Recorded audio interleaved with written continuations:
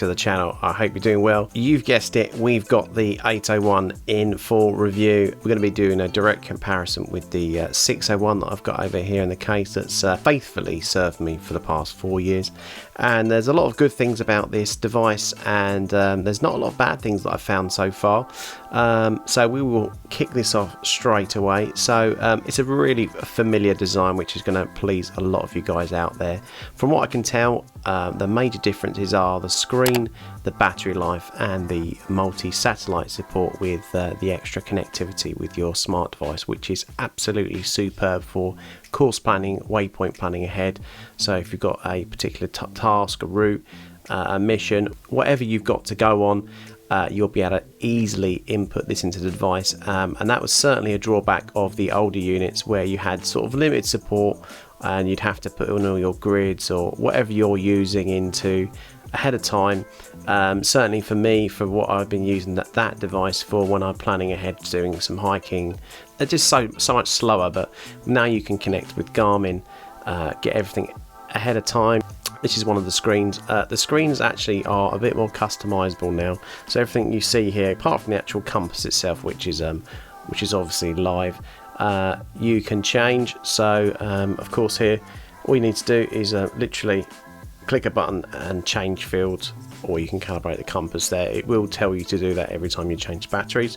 I don't really need to show you on each one, but I'll just give you a flavour of what you do. You select it there, and then you can use your up and down arrows to select final distance, and you have tons of headings. Look at this. I mean, you've got a crazy amount of what you can add, speed, yeah, just an insane amount of information there. Heading's a bit nicer there, you can actually see what it's doing live. Now I've been using this in vehicle based, on a mountain bike and walking. There'll be a chance for me to use this in maritime use in about a week or so, but I wanted to do this video ahead of time because I already know how this uses. I used a 401, I've seen a 301, I had a 601, so this is super familiar to me, and when you pick this up, you guys will be feeling exactly the same. The buttons here at the bottom are really nice. They're slightly larger, got a nice knurling pattern there. The power button actually is ever so slightly, I don't know, it's got a bit more feel to it. So when you've got gloves on, or not, you'll be able to feel it. It was a little bit too hard to press, I found, on the old models, so I really like these buttons. They've got a really nice tactile feel about them, and yeah, I really just think it's a good improvement. Styling, it's actually a larger device overall. The screen is only, I think, 0.2 of an inch bigger, so it's 2.2. The actual screen is, for me, it's sharper. It's got the same kind of screen as you would have find on an Instinct, so memory and pixel. It's really quite sharp. I'm not sure of the resolution, but I'm sure you can find it out somewhere else. But for me, it's clear, it's clean, and it works really well. So I've showed you how to change some of these here. If you so out of these buttons here, you click this button here to change your pages, and this is again enter. And if you hold these buttons, you can see just here underneath, it's kind of got like a shortcut. So go to, so you can quickly press and hold to go to all your different waypoints you might have saved. So sort of in my near 30-mile vicinity, I've saved all the major towns and hotspots. So if I am in any particular place, I can quickly change and check. Come out of that by pressing the back button. And if you want to mark your location, I will do it, and then I will blur my GPS, and it does it really quickly. It's got a really strong lock. Yeah, that was GPS. Simple as that, super fast. The lock is better, definitely, by a long way. Changing the page here, you've got a trip computer, I think they call it. You can change all of these different ones here as well. Again, location, which I will blur, time, barometer. You can add it, change it, and all the rest of it. If you want to clear it, all you need to do is press the enter button. You can change your fields, or you can simply reset the data, and again you can just do that quite quickly. The phone setting, you literally turn that to on, and it will start to pair with your phone if you've already set that up, and you do need the Garmin app to do that. Nice and easy though. and for me it took less than 5 minutes to get it all set up. When you get this first time, you peel off the screen protector. It takes, I want to say it takes less than a minute. It might have even been faster than that. You've got, of course, your sun and moon information there. You've got your GPS there, and because it's multi-band and the device can use all the different GPS settings, you've got all the different satellite features there, which are really cool. And if you press the enter button, and you have the different GPS positionings, so you can, you know, try and make the most of where you are. But yeah, so you've got all of these, and because it's multi-band, it sees them all and it just helps you. The positioning seems really good, and also even the speed as well. I did some vehicle testing, so comparing it to my vehicle speedometer, which, you know, they can be slightly out, but it was surprisingly accurate. So really useful if you're needing that just to work out your pace. If you have a set location to be at to work out your ETAs, this seems to be pretty accurate. Of course, you've got Jump Master, and this is not my area of expertise, but you've got your standard military, high altitude, high open, high altitude, low open, and of course static line. Again, all in line with military standards, etc. Again, waypoints, you can add them, you can list, and my favourite feature, which is on some of the newer Garmin watches, is nearest. So if you do have these, you know, entered, if you have a particular location, gives you a bearing and obviously the distance from your current location. Obviously I've got quite a few coming out of that, tracks. So when you do use this device, it does breadcrumb for you. So what that means is that you can track back exactly the path you took. Now that can be really useful if you're going through an unknown path, or if you want to follow a course and then follow it back out in bad weather, like fog or something like that, snowed out, white out conditions. This has got your back. I've used it before on the old 601, and with the extra satellite features it's got, this is only going to be better. And of course you can save tracks, list them all, so you can have different courses, different tracks loaded and saved. And of course it's got a memory, so you can, it will eventually fill up and you can clear them out. It tells you up in the corner 2% full, which is nothing. Routes, again, similar to tracks, you can preload a route and a course. I haven't got anything in here, but again, you can manage them through here, you can list them. See, it tells me nothing's there. Right, so that's that menu. This is the map. So we have got a course or a track here. Up and down then operates the zoom feature. So we're up to 2 miles here, 1.2 going in. So the nearest town to me is a place called Sittingbourne. So when you're in the map mode, you've got the compass, your bearing, etc. there. You've got your GPS and your battery status. If you want to get rid of those, it's status info there. You literally click hide and it disappears, just to give you a little bit more room. I like having it because it's nothing mission critical for me at the moment, so it's no problem. Let's have a look what else we've got. Map details is your waypoints, your tracks and stuff, so you can have all that hidden if you need it hidden, and you can just show a clear line or your current track, which is quite cool. Again, you can pan it, which means you can go back and obviously use this to navigate through your path. It remembers this over a period of time, so that's really cool. But it's pretty much the same as before. I do notice that the actual, when you zoom out, so what you'll probably see, this is a 12-mile radius. You got the scale there, so there to there is probably about, I don't know, 40 miles. But yeah, if we keep going, 50 miles, 80, 120, 300, 500 miles, 800 miles is the maximum. Of course, you know, it's a massive area. So if you are using this for aviation and you need to see a point of interest, you can easily do that. And then of course, you can just go to waypoint, select where you want to go, considering your list will probably differ from mine, and then you can hit that and it will give you a bearing instantly, head that way. If you say, for example, you're parachuting, boom, you've got no obstructions, you can go as the crow flies, as they say. And if we keep cycling through, it tells you how far that is, 21. You can set these up for your distance, how fast you're moving, your ETA, all that good stuff.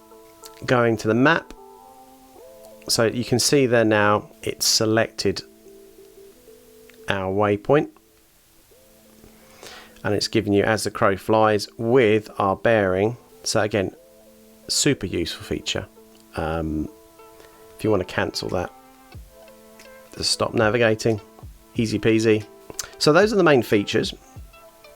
There are a few points that I do want to raise about it, and I'm going to try and keep this video relatively short because I kind of had a deeper dive into these sort of devices with my 601 video, so I'll just link that up the top up here somewhere, which you'll be able to click on and have a look, because these devices are really similar. They run on the 26mm sort of standard NATO straps. If I take this off, this is a Garmin branded one. Now, there were some complaints with other Foretrexes, so we are going to go through them. So it is quite square, but it is quite slim at the same time. So it's gone on a kind of a diet that way, but it's kind of bulged out and muscled up. So a complaint before were these actual bars. So this is a kind of a conventional watch spring bar. So these are quite a cheap part, but they're very strong and reliable. But look at these guys. Look at the tabs here, or the shoulders. The shoulder lugs, as they call them in the watch business. These are massively beefy. They've got a little bit of weight reduction here, which, to be fair, with something like this, you don't want it too heavy. But look at those. You're really not going to break those, and that was a big complaint of some of the other ones. Mine's fine. I've kept mine in a case, so it doesn't put so much strain on them. But yeah, I mean, that is really good engineering. Nice, and just feels super strong and tough, so I don't think you're going to get any issues. It does lie nice and flat on the ground, so you can mount this to something without particular issues. Nice big beefy hinges with Phillips to remove this if you need to. It does have the kill switch feature, so if you're doing something that's sensitive and you need to, you literally press the power button, which is why I'm assuming it's slightly more prominent, 5 times, and it will do a full factory reset and delete all the information on here. Now, I have had comments before when talking about the Instinct 2 Tactical, same kill switch feature there. Now, depending on your level of data recovery, you know, some stuff could be compromised, so you always have to bear that in mind. But immediate access to something like this at a particular time, if you're doing something tactical, you're not going to give someone an advantage at all by killing the data. They don't have it immediate, and when you're doing something tactical, I know I don't have to preach this to you guys who are following the channel, that you know about this stuff. When you're doing something, it's about the availability of the information at that time that could change your operation if you're doing something like that. So it's about the immediacy. I'm not talking about doing a forensic review on this device. That's different, because someone, if they got a hold of this device and there was something sensitive on it, it could be anything. If they hook it to a computer and go through all the motions, take that time, do a specialist review, you know, hack it, all those things, it's going to take time. So that's not going to affect you if you're out on the ground. So that's all I'm going to say about that. So to remove this, it's still running on 2 AAA batteries, pardon me. To remove that, you've got a lanyard hook, which is really cool. Again, if you need to put it on your vest, molly, gear, pocket, whatever, it's really good. It does work quite well in the vehicle as well, by the way. It's got a really good reception, even when you're just using the GPS and non-multi. So I've been really impressed with it. It's still mil-spec 810G rated, so that's good. Counterclockwise, nice strong clasp. The case does open all the way, which is nice. USB-C. Check that out, guys. So that's going to help you for your data transfers. It's got the serial number, 2 AAA batteries there. You can run lithium.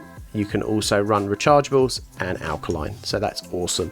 And again, easily field replaceable.